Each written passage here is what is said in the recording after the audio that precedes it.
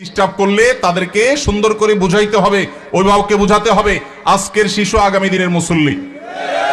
নবী করিম সাল্লাল্লাহু আলাইহি সাল্লাম খুতবা দিচ্ছিলেন জুমার।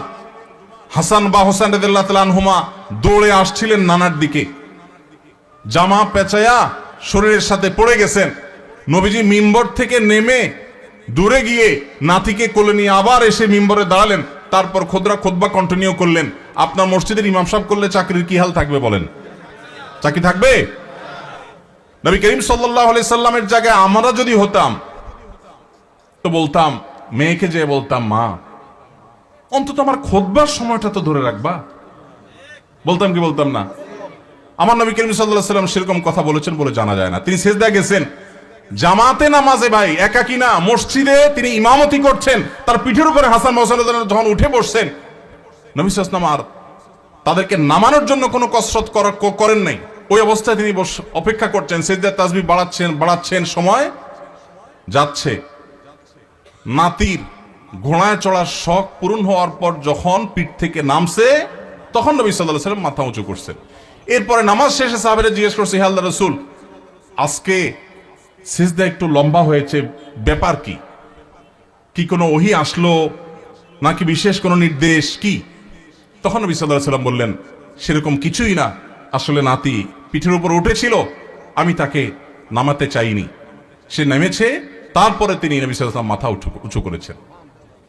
আমাদের ইমাম সাহেবদের যদি নাতি তো দূরের কথা, নাতিরে তো মানুষ একটা আদর করে, ছেলেও যদি আসতো বা নাতির জায়গায় আরো কিছু যদি আসে, পিঠের উপরে তার পরিবারে কোনো বাচ্চা আসতো, ইমাম সাহেবের চাকরি চলে যেত।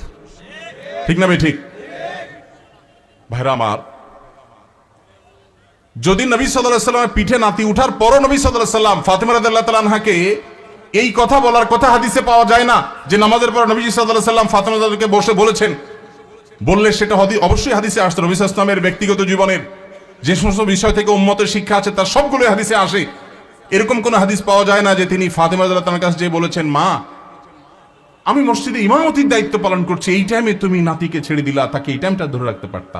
এরকম বলেছেন বলে কোনো প্রমাণ পাওয়া যায় না। এই জন্য বাচ্চাদের টুকটাক মসজিদে আসা, তাদের ডিস্টার্ব করা, এটাকে মুরব্বীরা, চাচাজিরা, বাবাজিরা আল্লাহর ওয়াস্তে হজম করে নেবেন। আপনারা যদি ধমক দেন তো মনে রাখবেন, এই বাচ্চা মসজিদ থেকে যদি দূরে সরে যায় আপনার ধমকের কারণে, সারা জীবনের জন্য আপনি গুনাহগার হয়ে থাকবেন। এদেশের একজন প্রথম সারির বড় আলেম, প্রথম 10 জনের একজন হবে, নাম বললে সবাই 100% মানুষ চিনে যাবেন, আমি নাম বলছি না। ওনার ছেলে মদিনা ইউনিভার্সিটিতে তখন পড়ে। আমাকে বলেছিল ব্যক্তিগতভাবে, ভাই আল্লাহ আমাকে আলেম বানিয়েছেন, মাদ্রাসা পড়িয়েছেন, ইউনিভার্সিটিতে পড়ালেখা করে অনার্স করেছি। আমি ছাত্র বা শৈশবে ছোট জীবনে মসজিদ থেকে ধমক খাইছি এক মুরব্বীর।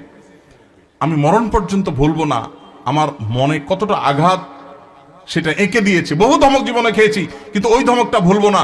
মসজিদে গিয়েছি বহুত আবেগ নিয়ে, অনুভূতি নিয়ে, একটু দুষ্টামি করেছি, যেই ধমক খেয়েছি আমার ভেতরটা কেঁপে উঠছে। আমি চিন্তা করি, আমার জায়গায় একজন সাধারণ মুসলমান যে এতটা ইসলাম বুঝে না, হয়তো স্কুল কলেজে পড়েছে, সে যদি আঘাতটা পাইতো সে হয়তো নাস্তিক হয়ে যেত, সে হয়তো ইসলাম থেকে দূরে সরে যেত।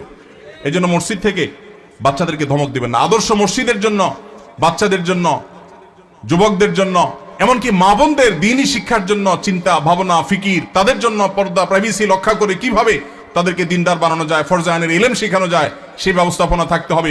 মসজিদ থেকে জনসেবামূলক কার্যক্রম থাকতে হবে। জনসেবার জন্য পয়সার দরকার নাই, ইচ্ছা যথেষ্ট। আমি একটা ক্যাম্পেইন শুরু করছি, প্রত্যেক এলাকায় যুবক ভাইয়েরা ইমাম সাহেবদের নেতৃত্বে এলাকা পরিচ্ছন্নতা অভিযানে নেমে যান।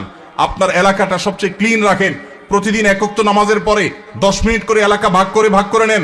সারের বস্তায় করে সব ময়লা গালা কুড়িয়ে এক জায়গায় এনে সেটাকে জ্বালিয়ে দেন বা শেষ করেন, এলাকাকে পরিচ্ছন্ন করেন। আরো 1000টা কাজ করা যায় পয়সা কুড়ি ছাড়া। সামান্য একটু মেহনত করলে, পরিশ্রম করলে দেশের চেহারা আমরা পরিবর্তন করতে পারবো ইনশাআল্লাহ। আল্লাহ আমাদের সবাইকে মসজিদে নববীর মতো একটা বহুমুখী কার্যক্রম বিশিষ্ট মসজিদ আমাদেরকে করার তৌফিক নসিব করুন।